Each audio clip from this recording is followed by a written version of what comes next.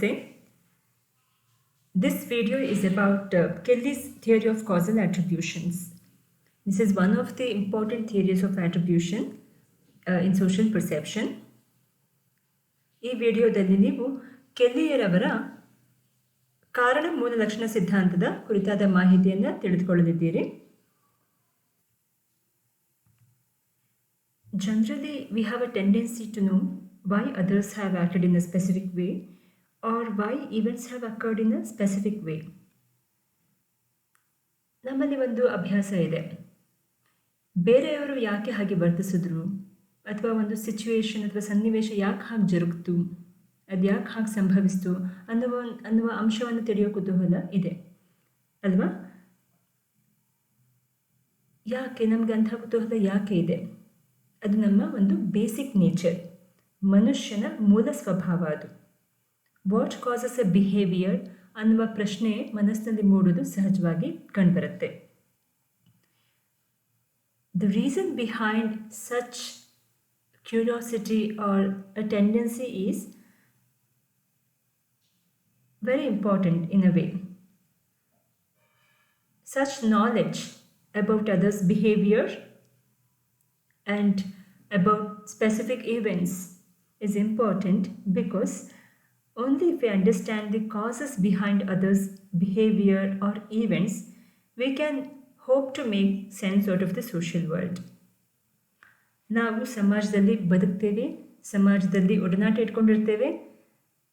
ನಮ್ಮದು ಸಾಮಾಜಿಕ ಜೀವನ.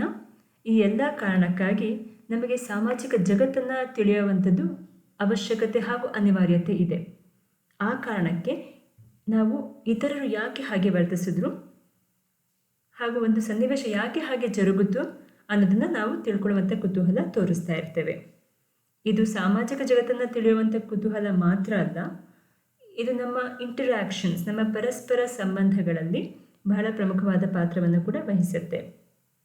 ನಾವು ಬೇರೆಯವ್ರ ಜೊತೆ ಒಂದು ರೀತಿ ವರ್ತಿಸಬೇಕು ಅಂತಂದರೆ ನಾವು ಇತರರು ಯಾಕೆ ಹಾಗೆ ವರ್ತಿಸ್ತಾರೆ, ಅವರ ವರ್ತನೆಯ ಹಿಂದಿರುವ ಕಾರಣಗಳು ಏನೇನಿರಬಹುದು ಅಂತ ತಿಳಿಯುವುದು ಅವಶ್ಯಕತೆ ಇದೆ.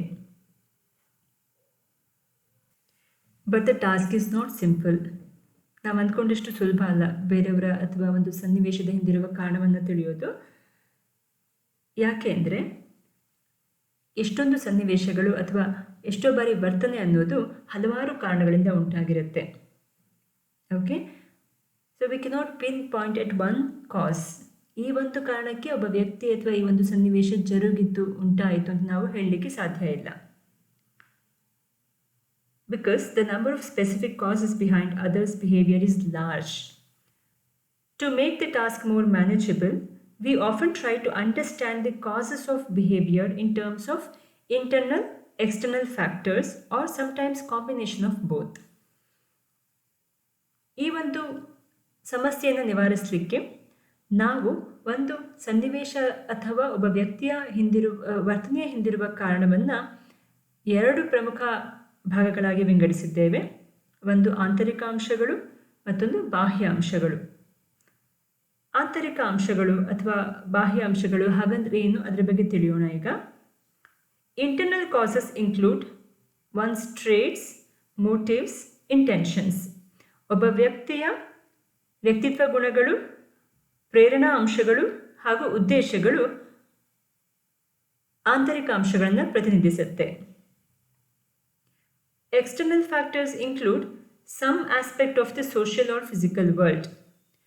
ನಾವಿರುವ ಸಮಾಜದ ಅಥವಾ ದೈಹಿಕ ಜಗತ್ತಿನ ಕೆಲವೊಂದು ಅಂಶಗಳು ಬಾಹ್ಯ ಅಂಶಗಳನ್ನು ಪ್ರತಿನಿಧಿಸುತ್ತೆ. ಉದಾಹರಣೆಗೆ, ಒಬ್ಬ ವ್ಯಕ್ತಿಗೆ ಪ್ರಮೋಷನ್ ಆಗಬೇಕಿರುತ್ತೆ, ಆದರೆ ಅವ್ರಿಗೆ ಪ್ರಮೋಷನ್ ಆಗಲ್ಲ. ಅವರು ಅದನ್ನು ಹೇಗೆ ನೋಡ್ತಾರೆ ಅಂತ ನಾವೇ ಗಮನಿಸೋಣ.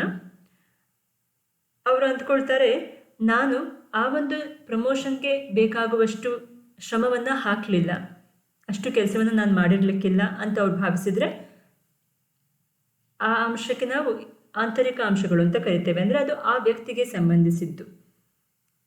ಇಲ್ಲ, ಅವರು ಬಾಸ್ ನನ್ನನ್ನು ಸರಿಯಾಗಿ ಟ್ರೀಟ್ ಮಾಡಲಿಲ್ಲ, the boss is unfair with me, ನನ್ನ ಜೊತೆ ಸರಿಯಾಗಿ ನಡ್ಕೊಳ್ಳಿಲ್ಲ, ನನ್ನ ಕೆಲಸವನ್ನು ಗಮನಿಸಲಿಲ್ಲ, ನನ್ನನ್ನು ರೆಕಗ್ನೈಸ್ ಮಾಡಲಿಲ್ಲ, ಆ ಕಾರಣಕ್ಕೆ ನನಗೆ ಪ್ರಮೋಷನ್ ತಪ್ಪಿತು ಅಂತ ಭಾವಿಸಿದರೆ ದೆನ್ ಯು ಕ್ಯಾನ್ ಡೆಫಿನೆಟ್ಲಿ ಸೇ ಅವರು ಎಕ್ಸ್ಟರ್ನಲ್ ಕಾಸಸ್ನ ಪಾಯಿಂಟ್ ಮಾಡ್ತಿದ್ದಾರೆ ಅಂತ, ಅಂದರೆ ಬಾಹ್ಯ ಅಂಶಗಳನ್ನು ಅವರು ಎತ್ತಿ ಹಿಡಿತಿದ್ದಾರೆ ಅಂತ. ಓಕೆ, ಕೆಲವೊಮ್ಮೆ ಆಂತರಿಕ ಹಾಗೂ ಕೆಲವು ಬಾಹ್ಯ ಅಂಶಗಳು ಒಬ್ಬ ವ್ಯಕ್ತಿಯ ಅಥವಾ ಒಂದು ಸನ್ನಿವೇಶಕ್ಕೆ ಕಾರಣ ಆಗಬಹುದು. A theory proposed by Kelly provides important insights into this process. In fact, ಕೆಲ್ಲಿರವರು ಪ್ರತಿಪಾದಿಸಿರುವ ಕಾರಣ ಮೂಲ ಲಕ್ಷಣ ಸಿದ್ಧಾಂತದಲ್ಲಿ ಈ ಅಂಶಕ್ಕೆ ಸಂಬಂಧಿಸಿದ ಹಲವಾರು ಮಾಹಿತಿಗಳು ಇದೆ. ಅವರು ಇಂಥದೇ ಅಂಶಗಳ ಬಗ್ಗೆ, ಅಂದರೆ ಆಂತರಿಕ ಹಾಗೂ ಬಾಹ್ಯ ಅಂಶಗಳು, ಇವುಗಳ ಬಗ್ಗೆ ಬೆಳಕು ಚೆಲ್ಲಿದ್ದಾರೆ. ಅದೇನು ಅಂತ ಈಗ ನಾವು ತಿಳಿಯೋಣ. According to Kelley, in our attempt to answer the question why about others' behavior, we focus on 3 major types of information. ಒಬ್ಬ ವ್ಯಕ್ತಿಯ ವರ್ತನೆಯ ಹಿಂದಿರುವ ಕಾರಣವನ್ನು ನಾವು ತಿಳಿಯುವ ಸಂದರ್ಭದಲ್ಲಿ 3 ಪ್ರಮುಖ ಮಾಹಿತಿ ವಿಧಗಳ ಬಗ್ಗೆ ನಾವು ಗಮನ ಕೊಡ್ತಾ ಇರ್ತೇವೆ. 1 ಒಮ್ಮತ, 2 ಸ್ಥಿರತೆ, 3 ವಿಭಿನ್ನತೆ. First, we consider consensus. Second, we consider consistency. And third, we examine distinctiveness. High or low of consensus, consistency and distinctiveness determine our attribution of causes to either internal or external factors. ಅಂದರೆ ಈ ಒಮ್ಮತ, ಸ್ಥಿರತೆ ಹಾಗೂ ವಿಭಿನ್ನತೆಯಲ್ಲಿ ಹೆಚ್ಚು ಅಥವಾ ಕಡಿಮೆ, ಅಂದರೆ ಒಂದು ಸ್ಕೇಲ್ನಲ್ಲಿ ಅತಿ ಹೆಚ್ಚು ಒಮ್ಮತ ಇದೆ, ಅತಿ ಕಡಿಮೆ ಒಮ್ಮತ, ಅಥವಾ ಹೆಚ್ಚು ಸ್ಥಿರತೆ ಇದೆ, ಕಡಿಮೆ ಸ್ಥಿರತೆ ಇದೆ, ಅಥವಾ ಹೆಚ್ಚು ವಿಭಿನ್ನತೆ, ಕಡಿಮೆ ವಿಭಿನ್ನತೆ, ಈ ರೀತಿ ಅಂಶಗಳನ್ನು ಗಮನಿಸಿಕೊಂಡು ನಾವು ಒಬ್ಬ ವ್ಯಕ್ತಿಯ ವರ್ತನೆಯ ಹಿಂದಿರುವ ಕಾರಣಗಳನ್ನು ಆಂತರಿಕ ಅಥವಾ ಬಾಹ್ಯ ಅಂಶಗಳಿಗೆ ನಾವು ಆರೋಪಿಸ್ತೇವೆ. Now we will try to understand these 3 concepts with example. Okay, consensus meaning the extent to which other persons react to some stimulus or event in the same manner as the person we are considering. ಒಮ್ಮತ ಅಂದರೆ ನಾವು ಯಾವ ವ್ಯಕ್ತಿಯ ವರ್ತನೆಯ ಬಗ್ಗೆ ಗಮನ ಕೊಡ್ತಿದ್ದೇವೆಯೋ ಇತರೆ ವ್ಯಕ್ತಿಗಳು ಕೂಡ ಅಂತಹ ಸನ್ನಿವೇಶದಲ್ಲಿ ಅದೇ ರೀತಿ ವರ್ತಿಸೋದು. ಅರ್ಥ ಆಯ್ತಾ? ಈಗ ಒಬ್ಬ ವ್ಯಕ್ತಿ ಒಂದು ಕಾರಣಕ್ಕೆ ಸಿಟ್ಟುಕೊಂಡಿದ್ದಾರೆ ಅಂತಂದರೆ ಬಹುಶಃ ಅವರಿರುವ ಸನ್ನಿವೇಶಕ್ಕೆ ಇತರ ವ್ಯಕ್ತಿಗಳು ಇದ್ದಾಗ ಅವರು ಕೂಡ ಸಿಟ್ಟಾಗಬಹುದಿತ್ತು ಅಂತ ನಾವು ಭಾವಿಸಿದರೆ ಅಲ್ಲಿ ಒಮ್ಮತ ಇದೆ ಅಂತ ಅರ್ಥ. Consistency meaning the extent to which an individual response to a given stimulus or situation in the same way on different occasion. ಸ್ಥಿರತೆ ಅಂದರೆ ಒಬ್ಬ ವ್ಯಕ್ತಿ ಒಂದು ಸನ್ನಿವೇಶ ಅಥವಾ ಒಂದು ಪ್ರಚೋದನೆಗೆ ಬೇರೆ ಬೇರೆ ಸನ್ನಿವೇಶ ಸಂದರ್ಭಗಳಲ್ಲಿ ಕೂಡ ಅದೇ ರೀತಿ ವರ್ತಿಸೋದು. ಅರ್ಥ ಆಯ್ತಾ? ನೀವು ಗಮನಿಸಿರಬಹುದು, ಕೆಲವೊಮ್ಮೆ ನಮಗೆ ಕೆಲವರನ್ನ ಕಂಡ್ರೆ ಬಹಳ ಸಿಟ್ಟು ಬರ್ತಾ ಇರುತ್ತೆ ಅಥವಾ ಬಹಳ ಇರಿಟೇಷನ್ ಆಗ್ತಿರುತ್ತೆ. ಸೊ ಅದು ಒಂದು ಸನ್ನಿವೇಶ ಅಂತಲ್ಲ, ಪ್ರತಿ ಬಾರಿ ಕೂಡ ಆ ವ್ಯಕ್ತಿಯನ್ನು ಕಂಡಾಗ ಅಥವಾ ಆ ಸನ್ನಿವೇಶ ಎದುರಾದಾಗ ನಾವು ಸಿಟ್ಟಾಗ್ತಿರ್ತೇವೆ, ತಾಳ್ಮೆ ಕಳ್ಕೊಳ್ತಿರ್ತೇವೆ. ಸೊ ಅದಕ್ಕೆ ನಾವು ಸ್ಥಿರತೆ ಅಂತ ಹೇಳ್ತೇವೆ. ಸ್ಥಿರತೆ ಅಂದರೆ ಕನ್ಸಿಸ್ಟೆನ್ಸಿ ಇನ್ ದ ಸೆನ್ಸ್ ಪ್ರತಿ ಸನ್ನಿವೇಶದಲ್ಲೂ ಕೂಡ ಅಂಥ ಸಂದರ್ಭ ಬಂದಾಗಲೆಲ್ಲ we behave the same way irrespective of the time gap. ಅರ್ಥ ಆಯ್ತಾ? ಅದು ಇವಾಗ ಅಂತಲ್ಲ, ನಾಳೆ ಕೂಡ ಅಂಥ ಸನ್ನಿವೇಶ ಎದುರಾದರೆ we may react in the same way, we may respond in the same way to that event or situation or stimulus or a person. ಅರ್ಥ ಆಯ್ತಾ? Distinctiveness meaning the extent to which an individual response in the same manner to different stimuli or events. Okay, ವಿಭಿನ್ನತೆ ಅಂದರೆ ಒಬ್ಬ ವ್ಯಕ್ತಿಯು ಬೇರೆ ಬೇರೆ ಸನ್ನಿವೇಶ ಸಂದರ್ಭಗಳಿಗೆ ಅಥವಾ ಪ್ರಚೋದನೆಗಳಿಗೆ ಒಂದೇ ರೀತಿ ರೆಸ್ಪಾಂಡ್ ಮಾಡೋದು. ಅರ್ಥ ಆಯ್ತಾ? ಅಲ್ಲಿ ಯಾವುದೇ ವ್ಯತ್ಯಾಸ ಕಾಣೋಲ್ಲ, ಒಂದೇ ರೀತಿ. ಒಬ್ಬ ವ್ಯಕ್ತಿಗೆ ಪರ್ಸನ್ ಎ ಕಂಡ್ರೆ ಹಾಗೆ ಅನಿಸುತ್ತೆ, ಪರ್ಸನ್ ಬಿ ಕಂಡ್ರೂ ಹಾಗೆ ಅನಿಸುತ್ತೆ, ಪರ್ಸನ್ ಸಿ ಅಂದ್ರೂ ಕೂಡ ಹಾಗೆ ಅನಿಸುತ್ತೆ. So there is no difference. Do you understand? This is called distinctiveness. So ವಿಭಿನ್ನತೆ ಅಂತ ಕರಿತೇವೆ.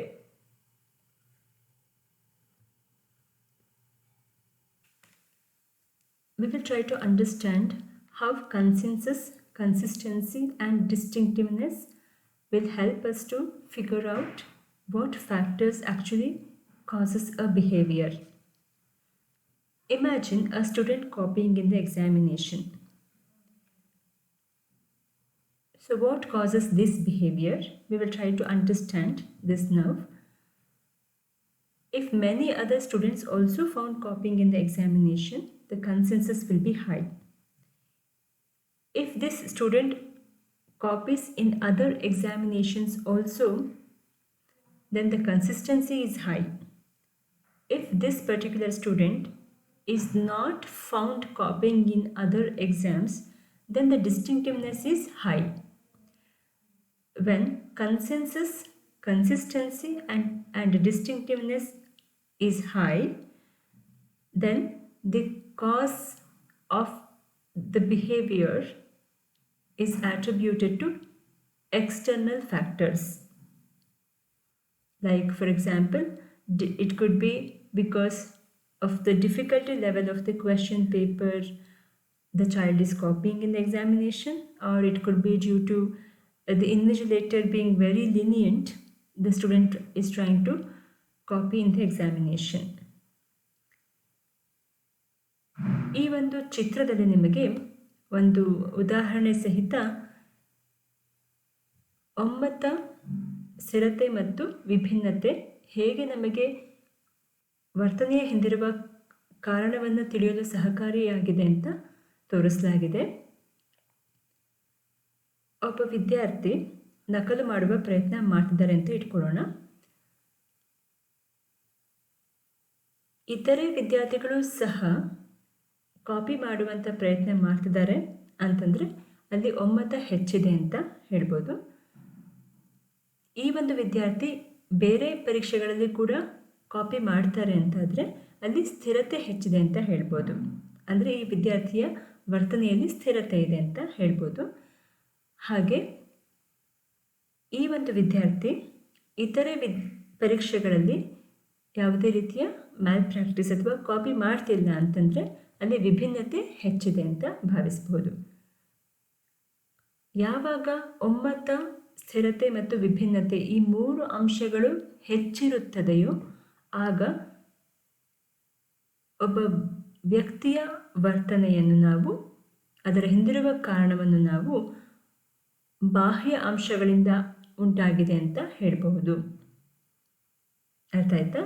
ಸೊ ಕನ್ಸೆನ್ಸಸ್ ಹೈ ಇರಬೇಕು, ಕನ್ಸಿಸ್ಟೆನ್ಸಿ ಕೂಡ ಹೈ ಇತ್ತು, ಡಿಸ್ಟಿಂಕ್ಟಿವ್ನೆಸ್ ಕೂಡ ಹೈ ಇದ್ದರೆ then undoubtedly the cause can be attributed to external factors.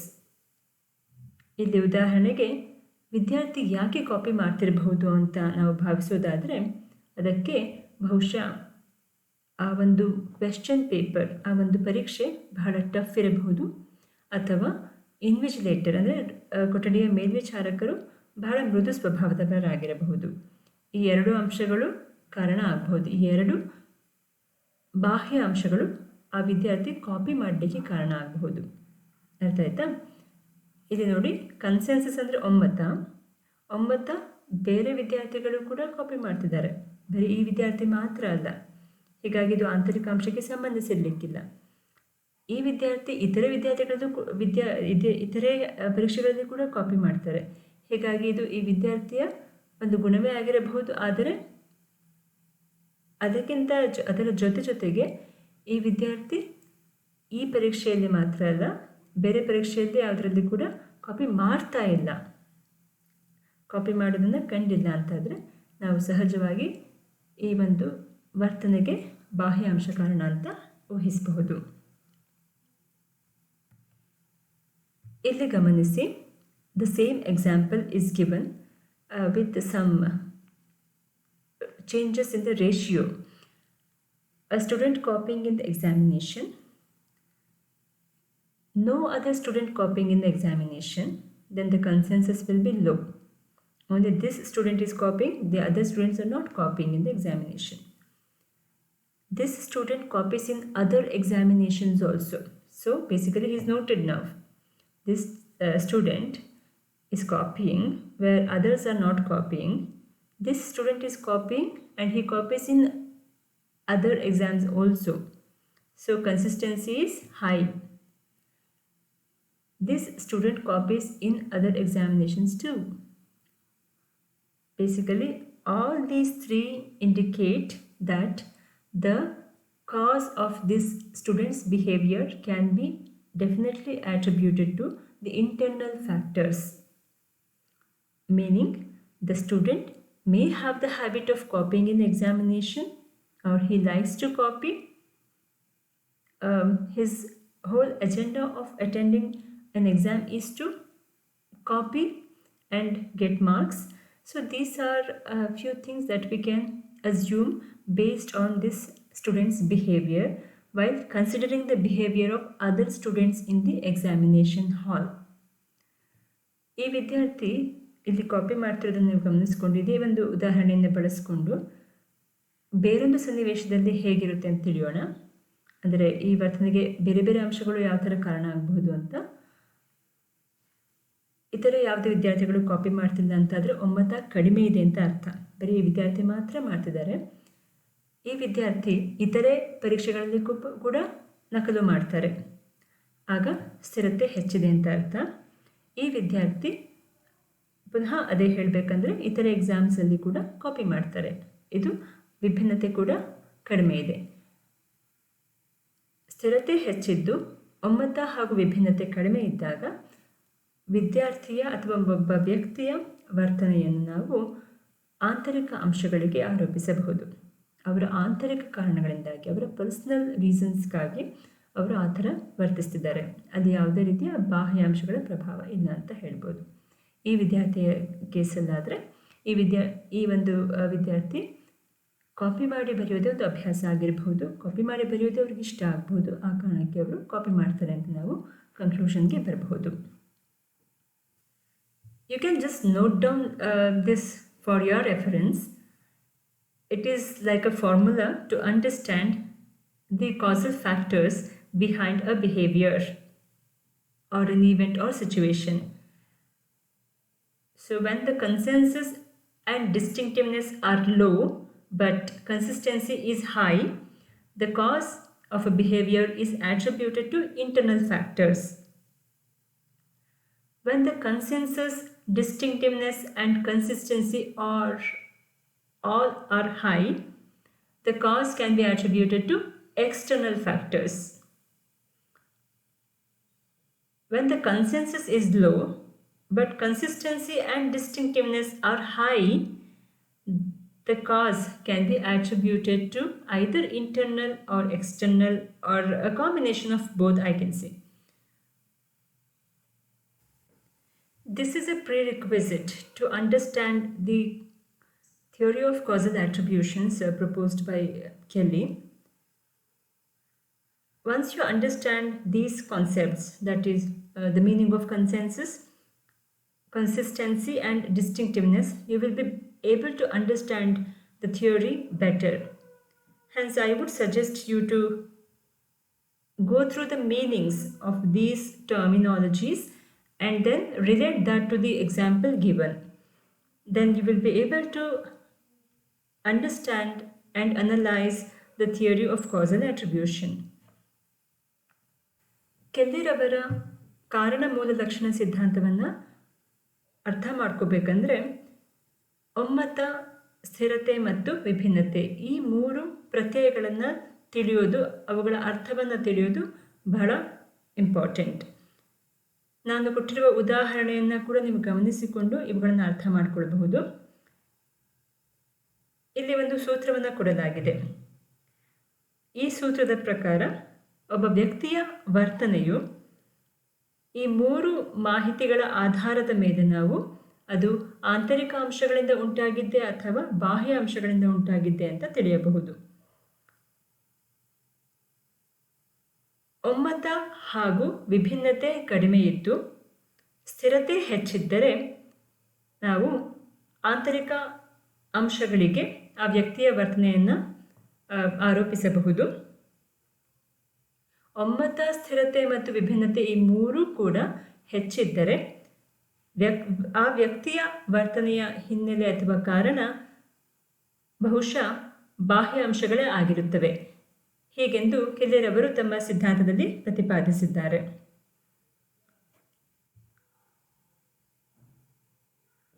ಒಮ್ಮತ ಕಡಿಮೆ ಇದ್ದು ಸ್ಥಿರತೆ ಮತ್ತು ವಿಭಿನ್ನತೆ ಹೆಚ್ಚಿದ್ದರೆ ಆಂತರಿಕ ಹಾಗೂ ಬಾಹ್ಯ ಅಂಶಗಳ ಒಂದು ಕಾಂಬಿನೇಷನ್ನಲ್ಲಿ ಆ ಒಂದು ವ್ಯಕ್ತಿಯ ವರ್ತನೆ ಉಂಟಾಗಿರಬಹುದು ಅಂತ ಕೂಡ ಅವರು ಹೇಳ್ತಾರೆ.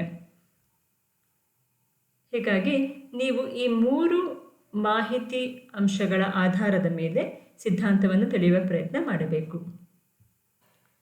The basic assumptions of Kelly's theory have been confirmed in a wide range of social situations as it provides important insights into the nature of causal attributions. However, research on the theory also suggests the need for certain modifications or extensions, which we are going to discuss now. Although we are often very interested in knowing whether others' behavior stemmed mainly from internal or external causes, in addition, we are also concerned with two other questions. One, are the causal factors that influenced their behavior likely to be stable over time or to change? And two, are these factors controllable? That is, can the individual change or influence them if he or she wishes to do so? And remember, these two dimensions are independent of the internal external dimensions which we considered earlier. ಕೆಲ್ಲರವರ ಸಿದ್ಧಾಂತವು ಸಾಮಾಜಿಕ ಸನ್ನಿವೇಶವನ್ನು ಅರ್ಥ ಮಾಡಿಕೊಳ್ಳುವಲ್ಲಿ, ವ್ಯಕ್ತಿಯ ಸನ್ನಿವೇಶದ ಹಿಂದಿರಬಹುದಾದ ಕಾರಣವನ್ನು ತಿಳಿಯುವಲ್ಲಿ ನಮಗೆ ಒಂದು ಉತ್ತಮ ಮಾಹಿತಿಯನ್ನು ಒದಗಿಸುವುದರ ಮೂಲಕ ಸಾಮಾಜಿಕ ಜಗತ್ತಿನ ಪರಿಚಯವನ್ನು ಒಂದು ರೀತಿ ಮಾಡಿಕೊಡುತ್ತೆ ಅಂತ ಹೇಳ್ಬೋದು. ಆದರೂ ಕೂಡ ಈ ಸಿದ್ಧಾಂತಕ್ಕೆ ಸಂಬಂಧಿಸಿದ ಕೆಲವೊಂದು ಸಂಶೋಧನೆಗಳು ಈ ಸಿದ್ಧಾಂತದ ಬದಲಾವಣೆಯನ್ನು ಅಪೇಕ್ಷಿಸುತ್ತೆ. ಅದರ ಬಗ್ಗೆ ನಾವೀಗ ತಿಳಿಯಲಿದ್ದೇವೆ. ನಾವೀಗಾಗಲೇ ಅರ್ಥ ಮಾಡ್ಕೊಂಡಿದ್ದೀವಿ ಒಬ್ಬ ವ್ಯಕ್ತಿಯ ವರ್ತನೆಯ ಹಿಂದಿರಬಹುದಾದ ಕಾರಣ ಆಂತರಿಕ ಅಥವಾ ಬಾಹ್ಯ ಅಂಶಗಳು ಆಗಿರಬಹುದು. ಆದರೆ ಅಷ್ಟು ಮಾತ್ರವಲ್ಲ, ಅದನ್ನು ಹೊರತಾಗಿ ಅದರಿಂದ ಆಚೆ ಇನ್ನೂ ಕೆಲವು ಅಂಶಗಳು, ಅದರಲ್ಲೂ ಪ್ರಮುಖವಾಗಿ 2 ಅಂಶಗಳು ಸಾಮಾಜಿಕ ವರ್ತನೆಗೆ ಸಂಬಂಧಿಸಿದ್ದಾಗಿದ್ದು, ಅವು ಕೂಡ ವ್ಯಕ್ತಿಯ ವರ್ತನೆಯ ಹಿಂದಿರಬಹುದಾದ ಕಾರಣಗಳು, ಅವುಗಳ ಪರಿಣಾಮವನ್ನು ತೋರಿಸುತ್ತೆ. ಅವು ಯಾವುವೆಂದರೆ, ಮೊದಲನೇದು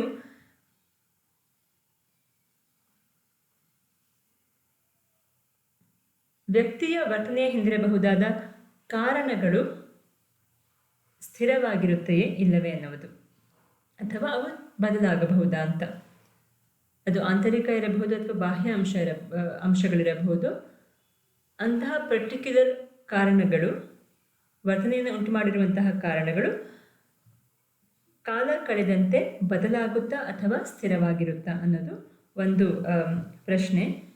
ಮತ್ತೊಂದು, ಆ ಸನ್ನಿವೇಶಕ್ಕೆ ಕಾರಣವಾಗಿರಬಹುದಾದ ಅಥವಾ ಒಂದು ವರ್ತನೆಗೆ ಕಾರಣವಾಗಿರಬಹುದಾದ ಅಂಶಗಳನ್ನು ನಾವು ನಿಯಂತ್ರಿಸಬಹುದಾ ಅಥವಾ ನಿಯಂತ್ರಿಸಲಾಗದ.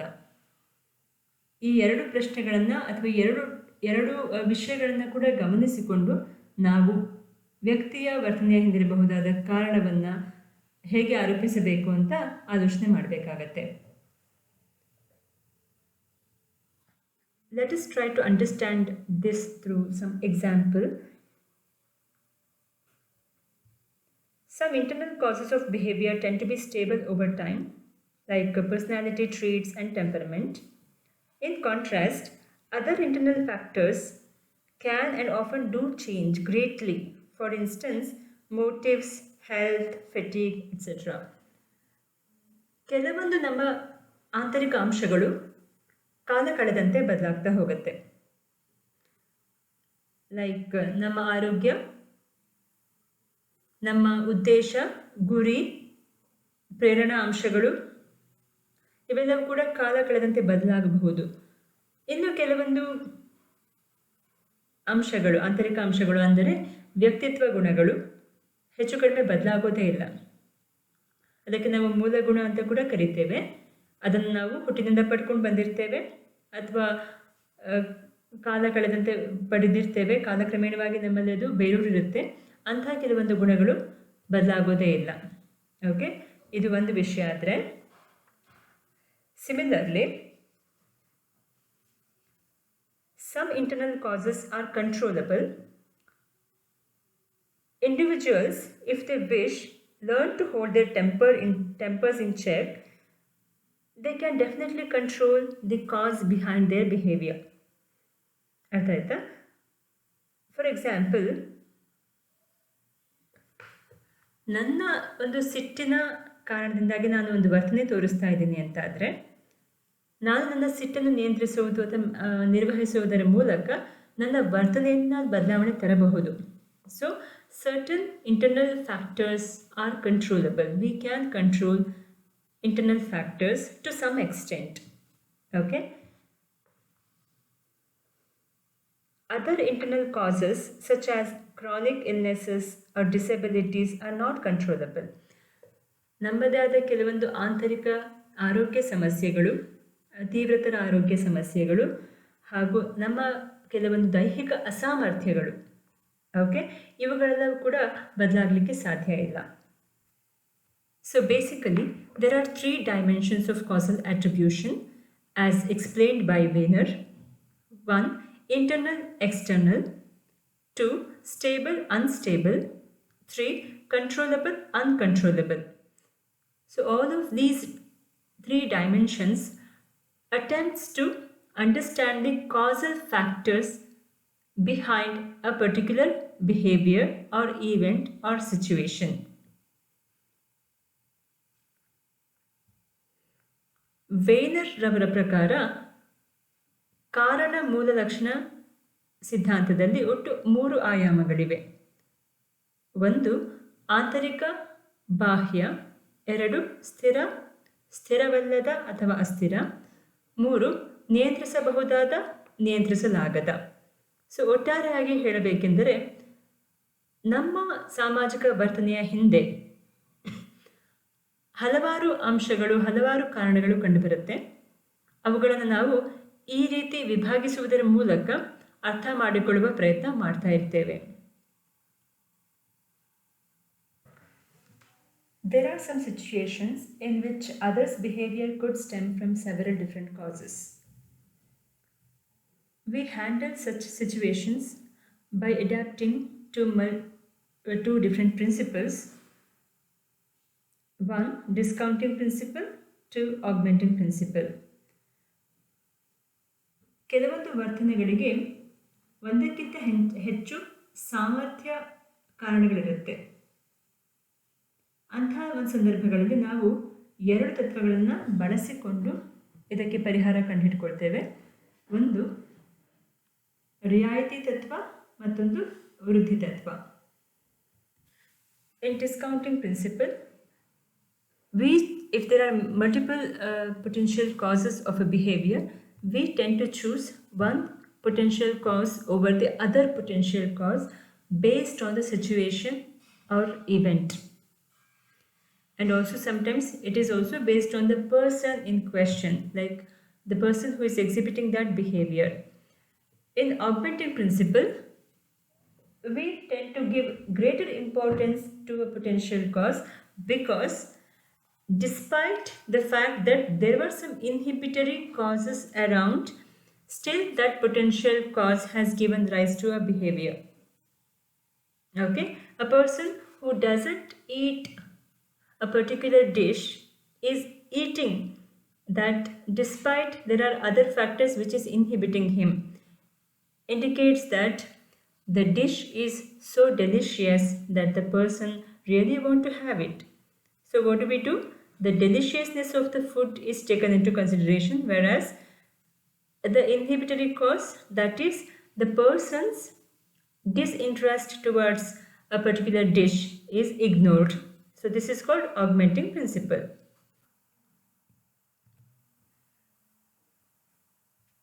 In this video, we try to understand Kelly's theory of causal attribution, which deals with attributing a cause to others' behavior. This theory mainly focuses on internal and external factors which could cause a behavior. We understood the causal factors using three different types of information: consensus, consistency and distinctiveness.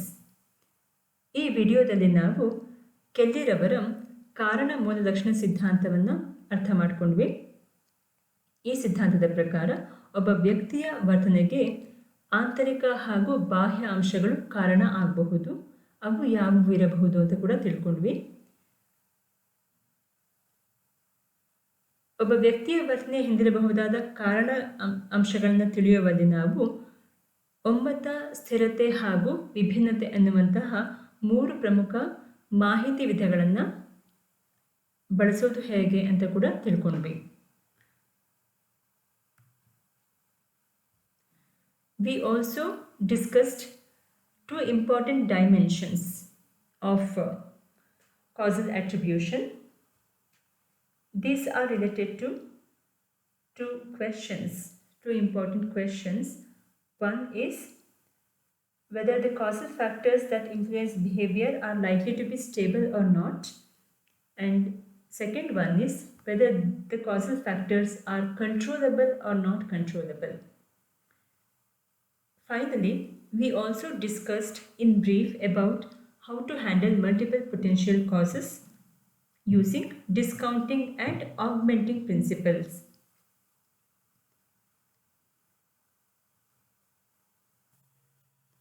In this video, we tried to understand Kelly's theory of causal attribution, which mainly deals with attributing a cause to others' behavior.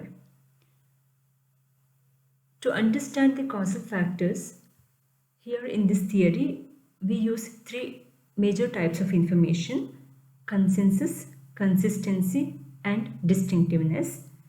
High or low of these three informations will give us an idea about the causal factors which causes a behavior.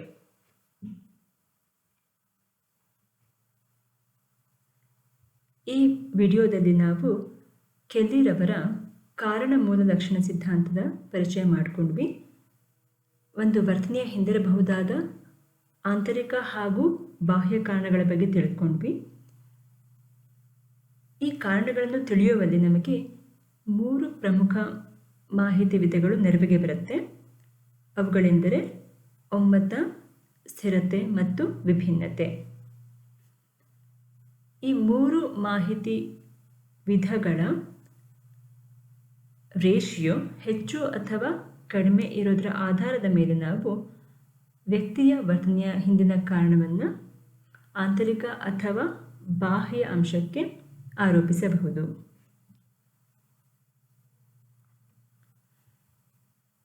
The other two important dimensions to understand the cause behind a behavior is also being discussed in this video.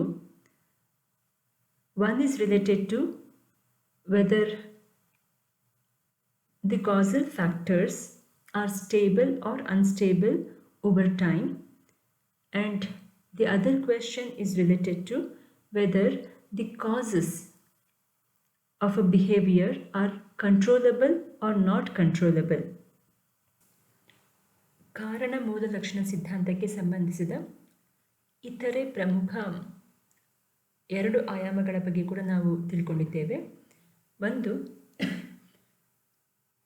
ವರ್ತನೆಯ ಹಿಂದಿರಬಹುದಾದ ಕಾರಣವು ಎಷ್ಟರ ಮಟ್ಟಿಗೆ ಸ್ಥಿರವಾಗಿರುತ್ತವೆ ಅಥವಾ ಸ್ಥಿರವಾಗಿರುವುದಿಲ್ಲ ಎಂಬುದರ ಬಗ್ಗೆ ಆಗಿದ್ದರೆ, ಇನ್ನೊಂದು, ಆ ಕಾರಣಗಳು ಎಷ್ಟರ ಮಟ್ಟಿಗೆ ನಿಯಂತ್ರಿಸಬಹುದು ಅಥವಾ ನಿಯಂತ್ರಿಸಲಾಗುವುದಿಲ್ಲ ಎಂಬುದಕ್ಕೆ ಸಂಬಂಧಿಸಿದ್ದಾಗಿದೆ.